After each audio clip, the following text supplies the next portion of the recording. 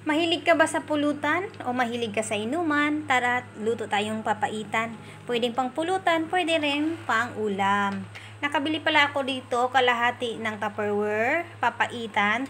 Mix na siya, nakalaga na rin. Meron ring apdo free at merong powder. Ewan ko kung anong powder yan. Basta powder para sa papaitan. At half cook na rin to. Nalata na nila. Napakuluan na rin. So, papakuluan ko na lang ulit para timplahan. Naghiwa na rin ako ng bombay, 3 bawang lang at syempre luya, marami, pampatanggal langsa.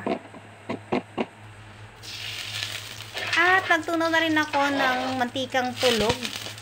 Palaging inaantok yung mantika ko, palaging tulog dahil nasa ref. Habang nagigisa-gisa ay hintay na natin mag golden brown ang ating mga sibuyas. At nang na golden brown na nga ay ito na. Yung pinagkuluan ko nito ay tinabi ko muna, tinanggal ko muna sa sabaw at ginisa-gisa ko yung laman at nung nagisa ko na nilagyan ko na ng sili, tanglad, tsaka ko naman binuhos yung pinagkuluan rin ng papaitan, yung sabaw rin niya, binalik ko rin, yun rin ginamit nating pang sabaw. Kasi dun may lasa na yun.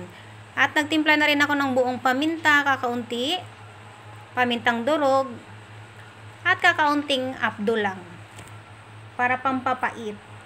Asin, ajinomoto, patis, at konting halo-halo lang para maghalo-halo ang lasa. Takpan muna natin, hintay natin kumulo. Dahil luto na rin yan siya, hintay na lang natin yung lasa niya ay maghalo-halo. At yung kung anong powder ito, dinagdagan ko na rin ng powder na kaunti dahil hindi ko naman alam yung kung ano yan, hindi pwedeng ibuhos yung lahat. At sibuyas dahon. Kaya ito mga lalabs, luto na to, pwede na. Tikman na lang konti, takpan. At saka after 1 minute ay heto na. Tara, kain tayo mga lalabs.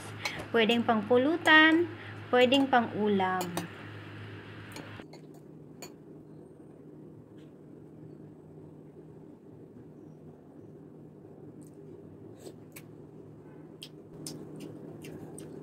Literal na mapait.